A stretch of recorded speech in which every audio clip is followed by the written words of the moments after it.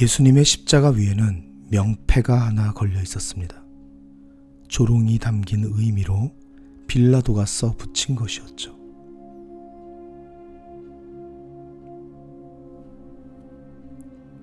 그 명패에는 유대인의 왕 나사렛 예수라고 적혀 있었습니다. 유대인들은 예수님을 나사렛 예수라 불렀습니다. 나사렛 출신의 예수, 나사렛 사람 예수라는 뜻입니다. 사실 패밀리 네임이 없는 유대인들에게 패밀리 네임 대신 지역명을 붙이는 것은 흔한 일입니다. 하지만 빌립과 나다나엘이 나눈 대화를 통해서 우리는 당시 나사렛이라는 곳이 유대인들 안에서 어떠한 취급을 받았는지 알 수 있게 됩니다.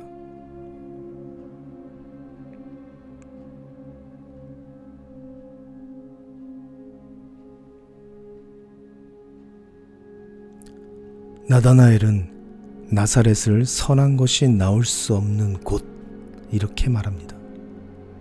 나사렛이 종교적으로나 정치적으로나 좋지 않은 소문을 가진 동네여서 그렇게 말한 것이 아닙니다. 만일 나사렛이 그러한 동네였다면 어떻게라도 기록에 남아 있었겠죠. 하지만 나사렛이라는 동네는 구약 성서에서 등장하는 곳이 아닙니다. 외경이나 탈무드 같이 성경의 다른 문서에도 등장하지 않죠. 심지어 유대인 역사가 요세푸스의 기록에도 나사렛이라는 동네는 기록되지 않았습니다.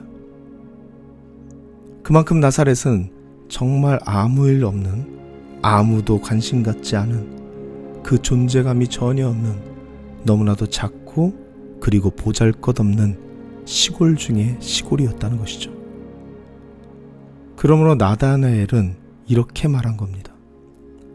이름도 잘 알려지지 않은 이스라엘 북쪽 산간 지역에 있는 그런 촌동네에서 어찌 선한 것이 날 수 있겠느냐.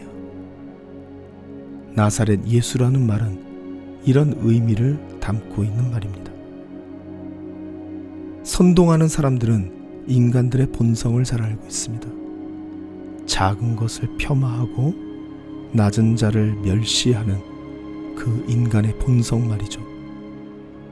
심지어 본인들이 별 볼 일 없는 사람인데도 불구하고 자신보다 더 별 볼 일 없는 사람이 등장하면 멸시하고 무시해버리고 마는 것이 바로 인간의 본성이라는 것, 그것들을 잘 알고 있는 사람들이 선동하는 사람들입니다.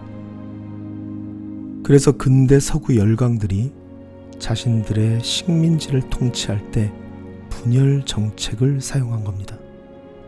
원주민들을 분열시키고 자기들끼리 싸우게 두는 겁니다.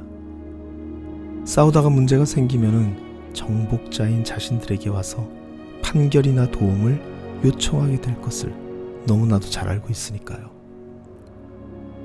로마의 집정관인 빌라도 역시 사실 유대인들에게 있어서는 정복자의 자리에 있는 사람입니다. 유대인들의 정서를 잘 알고 이용할 줄 아는 사람이죠. 그래서 빌라도는 그 십자가 위에 손수 유대인의 왕 나사렛 예수라는 명패를 써서 걸어놓은 것이죠. 나사렛은 메시아를 담기에 너무 보잘것없는 작은 동네에 불과하다는 것, 그것이 바로 유대인들의 정서였기 때문입니다. 선동하는 사람들은 군중들의 정서를 이용하여 선동합니다. 저는 이런 생각을 해봅니다.